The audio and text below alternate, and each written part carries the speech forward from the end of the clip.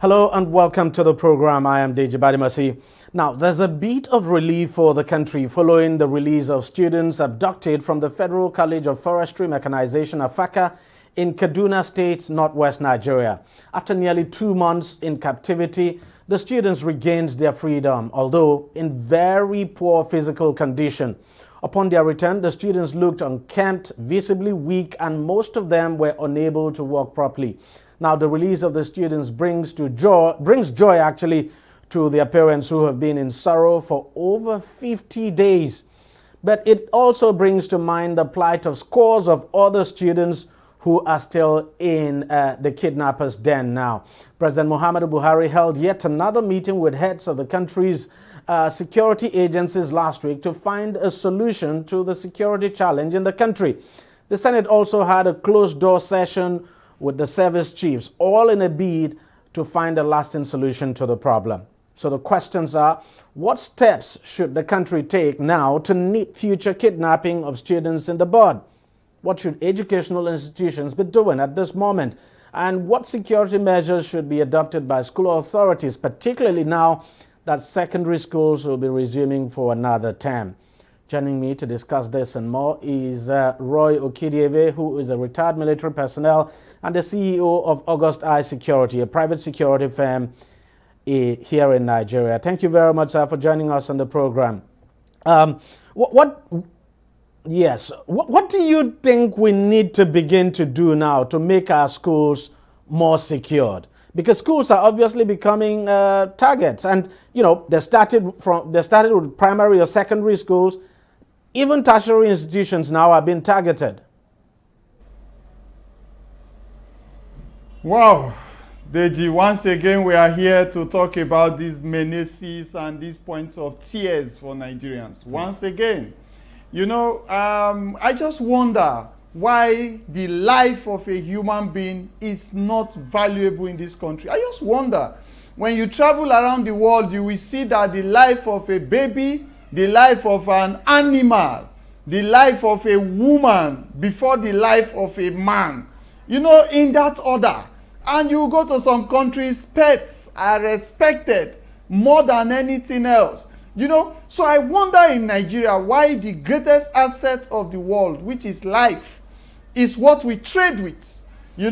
Okay, let's look at, for an example, the oil and gas sector. When you start to see fire break out in the oil and gas sector, they put down safety rules and regulations. And if you break those rules, they clamp you down. If you want to open a gas station, there are basic rules you follow or you are clamped down. If you want to open a bank in the financial sector, you must do all the physical asset control. You must make sure your armed men are in the branch before you open for business. You must make sure you have a vault and all other physical assets control procedures. Why is it that we cannot regulate the school facility? Why is there no minimum standard for every school facility? And why can't the government produce an environment called public schools, government schools, fully regulated as a model with all the security apparatus and all the security guidelines? Let's break this down now. What exactly do you think should be in place in schools to ensure that they are protected? The first thing that you consider, Deji, in a school is the location. So many people, when they want to open schools, they produce their location guideline in tandem with the number of students they can generate in that area. Some people produce their guideline from the availability of the property. I saw one property to be good for a school. Some people produce their guidelines from availability of the low life. It depends on who they want to target. Now I ask someone, can't you look at the environment, the escape routes in the environment? Can't you look if it is a close place to a waterway escape? Can't you see if there are on police forest areas but in that you know, area. part of see I if think the it's understandable if you know, in the past this wasn't done. I mean, all of these things were not put in place, or people didn't consider all of this, because in the past we didn't have this kind of security challenge. I mean, this is something new that is happening in our society. So would it be proper now to blame people, for instance, for citing their schools, say, in remote locations? No, no, no. You see, when I started talking about regulation, right? Now, if you look at people that want to create railway lines, the government settles people for their properties and resettle them to somewhere else. Now, why can't the government provide another location and close down the school? Why can't the government give that regulation and say we have alternative location for XYZ school, which is in a vulnerable position? But isn't there a challenge with that? Because take, for instance, some of these schools that are in remote areas, you take them from those remote areas and then you take them far away. Say you take them to the city center or a bigger town. The truth is that quite a number of the students who go to these schools from those communities would not be able to go to the new location now, because this new location might be very far away from them. No, Deji, there is alternative to that. There's alternative. Let me tell you. Now, if I am a parent and it is not a boarding school, because we are talking of boarding school and day student schools and both. So if it's a boarding school in total, then you can say that it can be moved. If it's a day school where you take your child there and you return your child home, you either take the option of a school bus, and that school bus must be protected, must have an escort. That school bus must be processed through a route that there are no black spots. So if I'm taking my child to school personally, then the school is relocated. I have an option to look for the nearest possible safe school. We are talking about the life, not our convenience. And in this case now, what you're essentially saying is that, look, as individuals, we've got a role to play in this whole insecurity issue. Because the truth is that I hear people say, why not police schools? But how many policemen do we have in this country? It's just practically impossible to have policemen stationed in every school in this country. No, it's not even possible to have them even stationed in all the schools under a particular local government. That would certainly be difficult. So essentially what you are saying is that people must understand that as individuals, they've also got roles to play in dealing with this security issue, right? Yeah. Yeah. Now every school is supposed to have a parent-teacher association. Every parent-teacher association was formed to have empathy for the care and educational assessment of the children.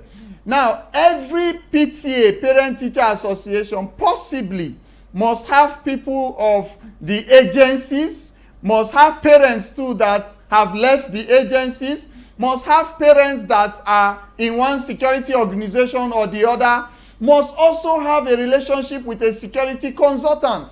So they must put in their perspective, front burner, the security of the school, especially the access points to the school, the positioning of the school. Now, if you say policemen are not enough to police all the schools, I agree. Now, if you know areas where there are clusters of schools, can't you position a police response team, especially for armed incursion or vandals and bandits and all that? Mix it up. Most times you can mix it up, the army, the police, or whatever, depending on the vulnerability level. You know, so we can't excuse ourselves. We are already getting international embarrassment from all of this. And it's so unfortunate. There's no doubt about it. And probably, maybe it's time, you know, the various school authorities began meeting with, as you said, the PTAs of their various schools, so that they can sit down and discuss and devise their own local security strategies. Because to just sit down and do nothing and wait for say the local government or the state government or the federal government to provide security, it might be a difficult one. But going forward now, I mean, for tertiary institutions, for instance, like the attack we saw on that Federal College of Forestry Mechanization, and then the Greenfield University as well. Of course, the Greenfield University, you look at the location of that university and you consider the fact that the place is not fenced, quite porous. What do you think for tertiary institutions now? What do you think these institutions should begin to do, to prevent security breaches? Okay, let me say this, that I'm even surprised.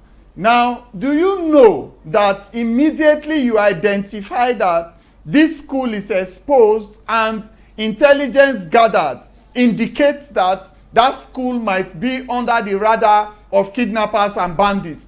Can't you shut down that school and make the students go online? What is the problem with Nigeria? That we are not educated enough to exploit online education.